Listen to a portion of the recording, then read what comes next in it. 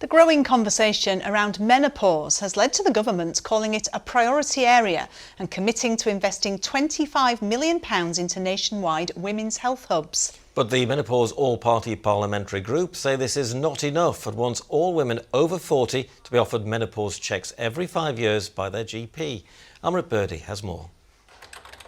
Like many women, when Carol Orr from Doncaster first started getting menopause symptoms, she wasn't quite sure what was happening to her. I suppose I've been having problems for about 14 years, if I'm honest, but never joined the dots. I've had sweats, the night sweats, put that down to one thing. I've had joint pain, put that down to something else. I've had brain fog, put that down to something else. But it's only in the last couple of years that they started to get exponentially worse. And it's only when we started doing some health and wellbeing menopause things at work that I actually thought, do you know what, this could all be linked to the same thing. So what is it? Okay, we do your blood pressure first. Let's go.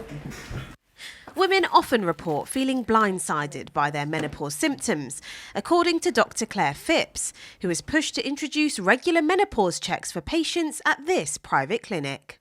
Including menopause within a health check is really important because it allows us to educate and empower women, and it really allows us to teach women and let women learn about what their own hormones are doing and what they're involved in. And I think at a time when, you know, menopause is being talked about, I'm still surprised by the number of women that I see that just don't know that their symptoms are perimenopause related.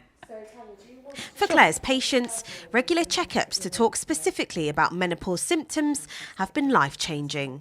It's great to get some help, and it's great to feel that you're not alone, and actually if you are feeling symptoms of something, there is something that you can do about it rather than just suffer in silence. Menopause checks are available at private healthcare clinics like this one.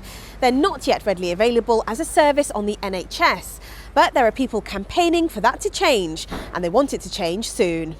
The idea that GPs are too busy to add another duty to their list of expectations just seems to me absolutely unworkable. You can't say that 50% of the population should be ruled out because GPs don't have the time for them. The fact of the matter is that we've got to a point now where menopause is recognised as having a significant impact on women's lives in midlife. And we know what to do about it. We know how to support it. So for it not to be mentioned at the 40-something health check makes no sense. The government insists that they are prioritising menopause, and they tell us over a year on from the launch of the first ever women's health strategy, they are successfully tackling the hormone replacement therapy shortage and have seen an increase of 47% in the number of women accessing HRT. With £25 million being invested in women's health hubs and a dedicated women's health area being added to the NHS website, it's hoped fewer women will suffer in silence and uncertainty when it comes to the menopause. Amrit Birdie, ITV News.